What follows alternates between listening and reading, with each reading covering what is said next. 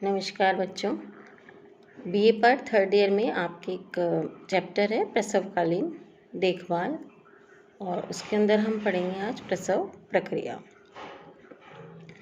Actual में गर्भाशय से स्त्री के शरीर से शिशु का बाहर निकलना ही प्रसव कहलाता है।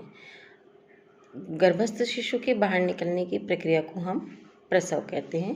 प्रारंभ में गर्भाशय का जो संकुचन होता है वो 30 मिनट के अंतराल पर होता है, लेकिन जिससे कम पीड़ा रहती है। लेकिन कुछ समय के पश्चात यही गर्भाशय में जो संकुचन की प्रक्रिया है वो 10-10 मिनट के अंतराल से होने लगती है। जब 10 मिनट के अंतराल से होने लगती है उस समय जो गर्भवती स्त्री है वो बहुत बेचैन हो जाती है, उसको असहनीय पीड़ा होती है, तो इस समय उसको हॉस्पिटल ले जाना चाहिए। तो गर्भवती माता जो है वो ऐसी परिस्थिति में उसके पास जो भी रह रहा है उसे उसका ध्यान रखना चाहिए। और कई बच्चे के आने की या प्रसव की कई लक्षण जो हैं वो दिखाई देने लगते हैं, जैसे उदर में पीड़ा होना, जो भी हम डिस्कस कर रहे हैं, ये 30 मिनट के अंतराल पर होती है, फिर 10 मिनट के अंतराल पर होती है। और उसके बाद उसके मांसपेशियों का कठोर हो जाना, कभी कभी अल्प मात्रा में ब्लड का स्राव भी जो है वो भी हो सकता है। जो थैली है अंदर सत्व थैली जो है वो भी फट जाती है और लिक्विड बाहर आ सकता है, तो उसका जो तरल पदार्थ है वो योनि से बाहर निकलने लगता है। ये सारे जो लक्षण हैं जो अभी हमने देखे, ये शिशु के आगमन की सूचना देते हैं। ऐसी परिस्थिति में गर्भवती स्त्री को तुरंत ही प्रसूति केंद्र पर ले जाना चाहिए। पूरे गर्भावस्था काल के अंदर प्रोजेस्टेरोन हार्मोन जो होता है वो बहुत सक्रिय रहता है, लेकिन प्रसव के कुछ दिनों पूर्व वो असक्रिय हो जाता है, उसका स्त्रावण कम हो जाता है, जिसका परिणाम होता है कि पेशियां जो हैं वो क्रियाशील हो जाती हैं, उससे पहले वो क्रियाशील नहीं थी, तब प्रसव पीड़ा प्रारंभ हो जाती है। हम सभी जानते हैं कि गर्भाशय का जो ऊपरी भाग होता है वो बहुत मजबूत पेशियों से बना हुआ होता है और नीचे का जो भाग होता है योनि का वो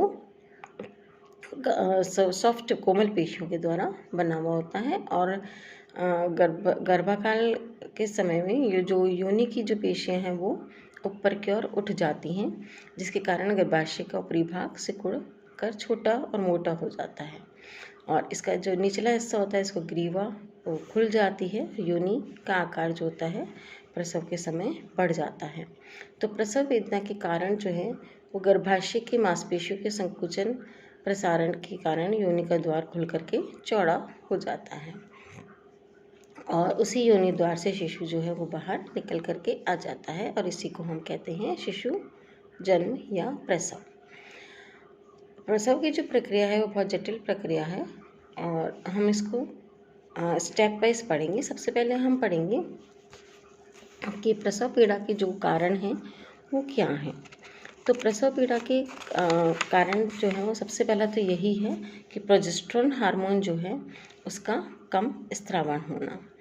प्रोजेस्टेरोन हार्मोन हम देखते हैं कि पूरे गर्भावस्था काल के अंदर बहुत सक्रिय रहता है, बहुत अधिक इसका स्त्रावण रहता है, लेकिन जैसे जैसे प्रसव का समय नज़दीक आता है उस समय इसका स्त्रावण बहुत कम हो जाता है और गर्भावस्था के कुछ दिनों पूर्व इस हार्मोन का स्त्रावण बहुत कम हो जाता है, जिससे एस्ट्रोजन और प्रोजेस्टेरोन हार्मोन का संतुलन जो बैलेंस होता है वो बिगड़ जाता है और धीरे धीरे जो है गर्भाशय के अंदर इस कारण से संकुचन और क्रमाकुंचन की क्रिया जो है, संकुचन विमोचन या क्रमाकुंचन की जो क्रिया है वो बढ़ जाती है और इसी कारणवश सामान्य रूप से प्रसव पीड़ा गर्भवती को होने लगती है क्रमाकुंचन के कारण ही।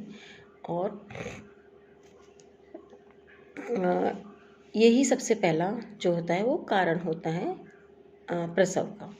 दूसरा है गर्भस्थ शिशु का जो है भार बढ़ जाता है, तो गर्भाशय की जो थैली है वो उसका भार इतना सहन नहीं कर पाती, उसका पूर्ण विकास हो चुका होता है, जिससे गर्भाशय पर दबाव पड़ने लगता है और दबाव के कारण ही गर्भाशय में तनाव उत्पन्न हो जाता है और प्रसव पीड़ा होने लगती है।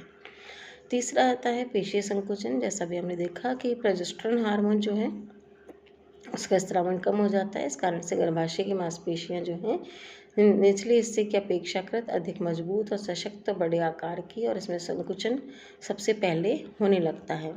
इनमें संकुचन होने से मांसपेशियां मोटी होने लगती हैं और निचले भाग की मांसपेशियों को ऊपर की ओर खींचने लगता है।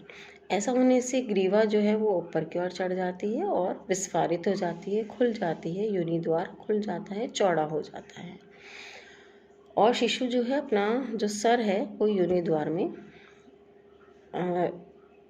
स्थापित करने लगता है। तो जो गर्भाशय है उसकी 3 मुख्य पेशियाँ होती हैं। गर्भाशय के ऊपरी भाग की पेशियाँ, उदर की पेशियाँ और मध्यस्थ पेशियाँ। उसके बाद आता है यांत्रिक अड़चन। सामान्य गर्भावस्था के दिनों में गर्भाशय शिशु का सिर नीचे की ओर आ जाता है, जिससे गर्भाशय का जो है वो नीचे का द्वार जो है वो अधिक विस्फारित हो जाता है और ऐसा होने से गर्भाशय तंत्रिकाएं जो होती हैं वो बहुत दबाव डालने लगती हैं और प्रसव पीड़ा प्रारंभ हो जाती है। अब हम पढ़ेंगे दूसरा, उसके बाद प्रसव की अवस्थाएं। प्रसव की 3 अवस्थाएं होती हैं। प्रथम अवस्था जिसको हम विस्फारण की अवस्था कहते हैं, दूसरी अवस्था जिसको हम निष्कासन की अवस्था कहते हैं और तीसरी अवस्था जिसको हम अपरा या झिल्लियों के संपूर्ण निष्कासन की अवस्था को कहते हैं। सबसे पहले हम पढ़ेंगे प्रथम अवस्था जिसको हम विस्फारण की अवस्था या डिलीवरी या डायलेशन स्टेज कह रहे हैं। इस अवस्था में प्रसव पीड़ा जो है वो अधिक तीव्र होती है। गर्भाशय से योनि द्वार तक मार्ग बहुत चौड़ा हो जाता है। कभी कभी उदर की थैली भी, उसकी जो थैली है जिसमें लिक्विड भरा रहता है, वो भी फट सकती है और पेशियों में जो संकुचन होता है वो तीव्रता से होने लगता है। गर्भ शिशु का सिर नीचे की ओर आ जाता है और शिशु जो है वो अपने योनि द्वार के अंदर सिर को फंसा लेता है। प्रथम गर्भाधान में यह स्थिति 12 से 16 घंटे तक रहती है, परंतु दूसरे और तीसरे नेक्स्ट जो होता है डिलीवरी, सेकंड बच्चे के समय यह स्थिति ज़्यादा समय तक नहीं रहती, यह समय कम हो जाता है। तो इस अवस्था में क्या क्या प्रक्रियाएं होती हैं ये हम देखेंगे।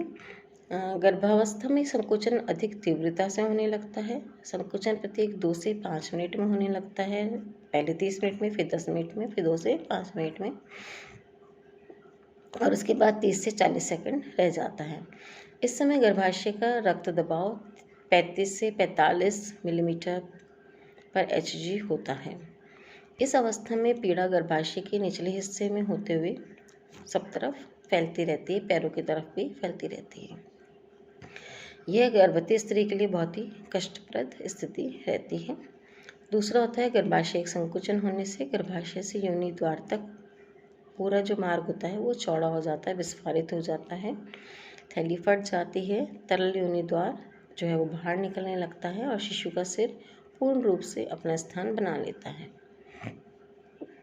और इस अवस्था में शिशु बाहर आने के लिए मार्ग तैयार कर लेता है। दूसरी अवस्था आती है निष्कासन की अवस्था, नाम से ही पता चल रहा है।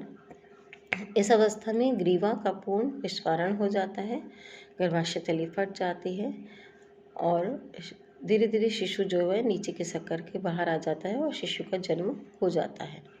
इस अवस्था में प्रथम अवस्था की अपेक्षा कम पीड़ा रहती है। इस अवधि में आधे से 1 घंटा के समय लगता है करीब और इसमें जो प्रक्रियाएं होती हैं वो होती हैं गर्भाशय के ऊपरी हिस्से में मध्यस्थ पेशी में संकुचन होने लगता है, भ्रूण को नीचे की तरफ पुश करने लगता है।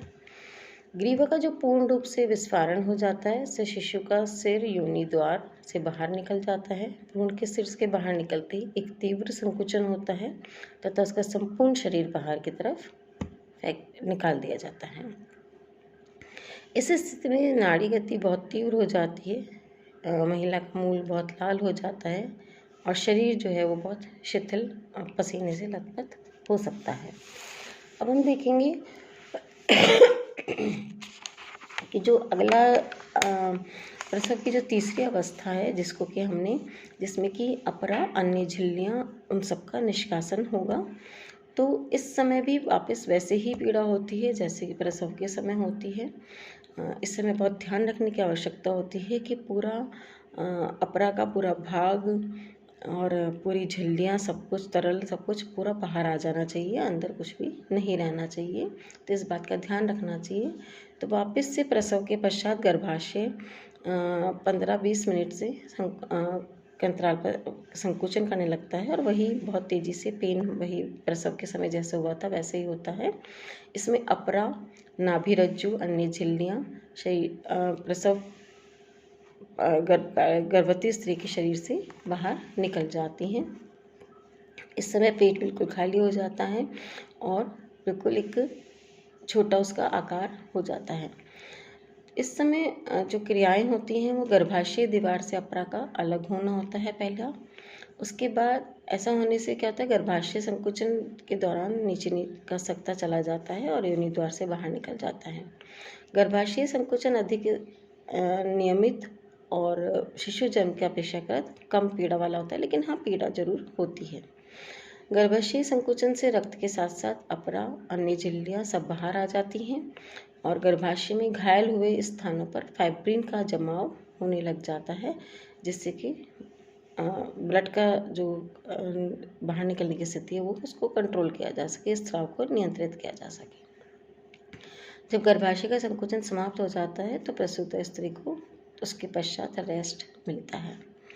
तो ये थे आपके प्रसव की अवस्थाएं और प्रसव के लक्षण। कल हम पढ़ेंगे प्रसव के प्रकार। धन्यवाद।